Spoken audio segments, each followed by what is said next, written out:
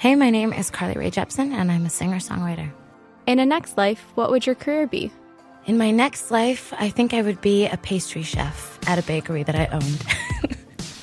One time early on in my teens was a pastry chef assistant at this place called Trees Organic Coffee, and I found it just to be the most relaxed that I've ever been.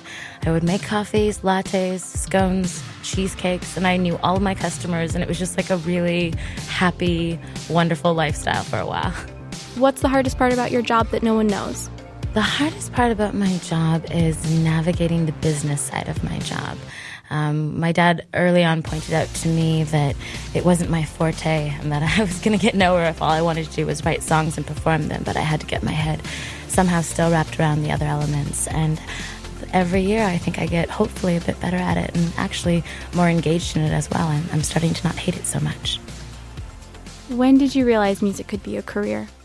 I had an epiphany around age 7, as strange as it sounds. My family had heard me singing everywhere around the house to the point of driving them all mental. So my father finally asked if I'd like to perform at a local talent show in Mission, BC, Canada, where I'm from. And he accompanied me on acoustic guitar, and I sang the Bangles song, Eternal Flame, and a little ditty from Beauty and the Beast. And somehow, I think probably being 7 was on my side, and we won. And the prize was $400. And for $400 for a 7-year-old is like you're a billionaire. I remember taking my money straight to the toy store and buying a Barbie mansion and thinking, this is what I think I'm going to do. What was the first album you ever bought? Well, I'd been sort of fed on a great appetite of folk artists growing up from my parents' taste. So I rebelled when I bought my first CD and went for the Spice Girls. What advice do you wish someone gave you before you started in music?